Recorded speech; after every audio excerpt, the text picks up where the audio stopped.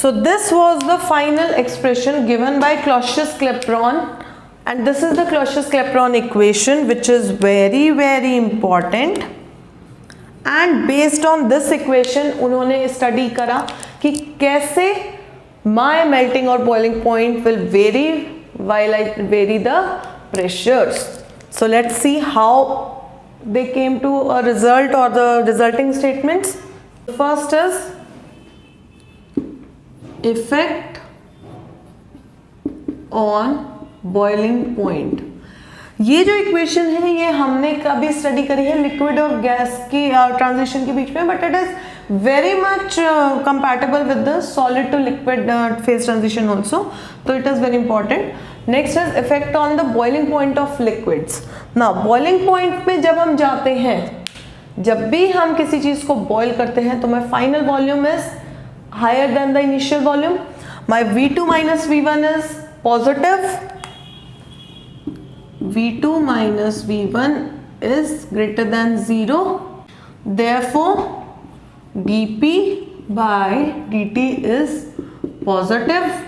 Positive है तो that means increasing pressure will result in increase in temperature. जैसे जैसे प्रेशर इंक्रीज होगा मेरा जो बॉइलिंग पॉइंट है वो इंक्रीज हो जाएगा. दिस इज द रीजन जो हमने छोटी क्लासेस में भी पढ़ा था कि जब when we go to hilly areas या माउंटेन्स के ऊपर जहाँ पे atmospheric pressure is very low, तो उस पॉइंट के ऊपर since the pressure is low boiling point कम हो जाता है. Water starts boiling at a much lower temperature than 100 degree Celsius, right. And also pressure cooker के अंदर जब हम रूटीन में बनाते हैं तो it increases the pressure and boiling point increases. इसीलिए मेरी जो भी सब्जी है, जो भी मेरा खाना है वो हायर टेम्परेचर पे जाके पकेगा तो जल्दी पकेगा. क्लियर है. नेक्स्ट इज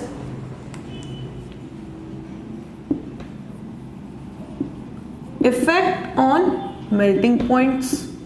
अब मेल्टिंग पॉइंट्स का बहुत सारी चीज़ें होती है, जैसे फॉर एग्जांपल आइस ही ले लेते हैं.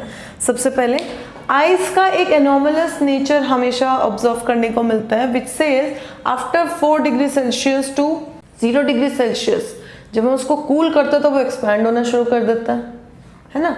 जब मैं आइस को मेल्ट करना स्टार्ट करूंगी 0 to 4 डिग्री सेल्सियस तक इट विल कॉन्ट्रैक्ट, उसके बाद वो एक्सपैंड होना स्टार्ट करेगा. तो इसके अंदर 2 सिनेरियोज निकल के आएंगे. A, when my volume decreases on melting, V2 minus V1 is negative. For example ice, bismuth, ये कुछ मटेरियल्स है जिनका एक्सपेंशन होने की वजह से स्टार्टिंग में कॉन्ट्रैक्शन होता है. तो इस केस में dP by dt is also negative, resulting in pressure is inversely proportional to temperature. मतलब प्रेशर इंक्रीज करेंगे तो टेम्परेचर मेल्टिंग पॉइंट डिक्रीज हो जाएगा and vice versa. Second cases जो नॉर्मली हम बोलते हैं, हर इन एक्सेप्शंस के अलावा जो मटेरियल्स आते हैं जिसमें V2 minus V1 is positive, dP by dt is positive and pressure is directly proportional to temperature.